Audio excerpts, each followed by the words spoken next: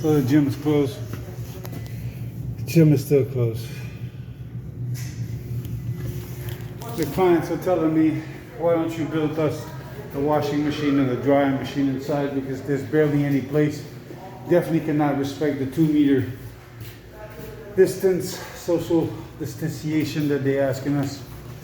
And this is it. I mean, some sold their home to be able to come and live here, and they don't let us put the washer and the dryer into the apartments. So here it is. I mean, it's hard to accept. You know, it's the M building. You figured that they let you have the washer and dryer into the apartment, but no.